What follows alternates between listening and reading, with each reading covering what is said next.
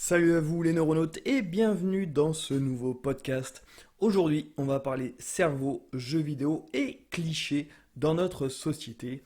Évidemment, on va mettre tout ça à la sauce neurosciences et parler aussi d'e-sport. Pour commencer, quelle est la place des jeux vidéo dans notre monde actuel? Alors, longtemps, les jeux vidéo ont véhiculé une image négative, tout comme la télévision d'ailleurs au départ, sur le côté passif, violent ou même abrutissant. La société évoluant, nous avons d'autres sons de cloche qui se font entendre, y compris dans le monde scientifique. La sphère des jeux vidéo, incluant le streaming et YouTube, se démocratise. Néanmoins, elle reste l'objet d'attaques de voix connues et influentes chez certaines tranches d'âge dans les médias qui rabaissent ou ridiculisent les influenceurs et leur communauté. Quelques exemples récents que je vais vous mettre en lien. Les salutériens avec Thierry Ardisson qui tourne en dérision, le métier de youtubeur et Squeezie, évidemment avec les vieux clichés et le ton méprisant qui va bien. Nagui qui critique les jeux vidéo et le Twitch game alors qu'il n'y connaît rien, qui transpire les préjugés que sa chroniqueuse, Leïla Kadour, essaye d'amener le sujet de manière neutre. Heureusement, une vidéo permet à cette même Leïla Kadour de répondre sans être interrompue à une intéressante interview de Maxime Dan à l'époque où il était avec Lipsia. Ce qu'il faut retenir, c'est que la place grandissante des médias sur Internet, des jeux vidéo et l'explosion de l'ère numérique semblent gêner les pontes de la télévision, et pas que, qui ont d'ailleurs passé un âge dont je tairai le nom. Passons ces classiques, réaction face à l'inconnu, la nouveauté et l'autre différent, pour nous concentrer sur la réalité de l'industrie du jeu vidéo. Quelques chiffres pour se rendre compte de son importance. En 2018, quasiment 5 milliards d'euros et 15% de croissance en France. Aux États-Unis d'Amérique, on parle de 43,3 milliards de dollars et une croissance de 18%. Le jeu vidéo fait donc plus de chiffre d'affaires que le cinéma. Il y a environ 2,5 milliards de joueurs de jeux vidéo sur cette terre. Je le répète parce que c'est suffisamment important pour penser que c'est une minorité de gens qui jouent. Non, 2,5 milliards. Donc, cette réalité statistique doit inciter les sociétés à intégrer le jeu vidéo pleinement, de manière sérieuse et neutre. En 2019 et en 2020, les clichés du jeu vidéo font-ils le poids face aux neurosciences? Eh bien, on va voir ça. Après avoir longtemps été délaissés par les neurosciences, parce que jugés négativement, et ensuite avoir eu un accès d'exploration souvent sur les risques, l'addiction, la violence, les sciences modernes ont enfin commencé à aborder de manière globale l'univers vidéoludique. Voyons ensemble ce que les neurosciences ont pu apprendre vis-à-vis de des vieux clichés.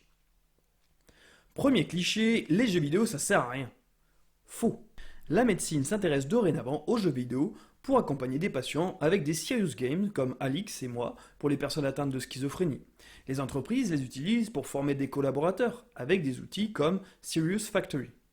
Les jeux vidéo classiques sont utilisés avec les personnes âgées pour les stimuler physiquement et cognitivement, comme avec la Wii, et le jeu Big Brain Academy, Rise of Nation, ou encore Medal of Honor sur ordinateur. Vous l'aurez compris, ce cliché-là est à dégager. Deuxième cliché, le jeu vidéo ça rend débile. Encore faux.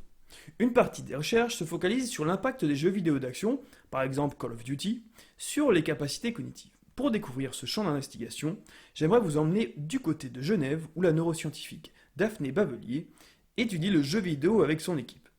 Ils ont découvert que les joueurs réguliers ont certaines capacités cognitives plus développées que leurs congénères non-joueurs. La perception, la cognition spatiale, l'attention, tout cela a eu un impact positif. De manière générale, il semblerait que les joueurs experts ont de meilleurs résultats que les novices dans les épreuves évaluant la mémoire de travail, le contrôle exécutif, la flexibilité mentale ou encore la résolution de problèmes. Donc vous voyez que ça booste bien un certain nombre de capacités cognitives. Troisième cliché, les joueurs de jeux vidéo sont des geeks qui ne pensent qu'à eux et à leur univers virtuel. Et oui, encore et toujours faux, vous l'aurez compris. Et oui, parce qu'il y a d'autres études qui ont permis de montrer que jouer à des jeux coopératifs, sociaux, amène des joueurs à avoir plus souvent des comportements d'aide dans la vraie vie. L'e-sport, la perspective d'une vie professionnelle en lien avec le jeu vidéo. Pour des millions de joueurs à travers le monde, le jeu vidéo est bien plus qu'un loisir, c'est une passion. Quoi de mieux pour s'investir qu'une passion? Rien n'est aussi puissant, surtout lorsqu'elle peut être directement liée au monde professionnel. C'est une opportunité unique sur le marché du travail de pouvoir explorer les métiers qui s'en rapprochent.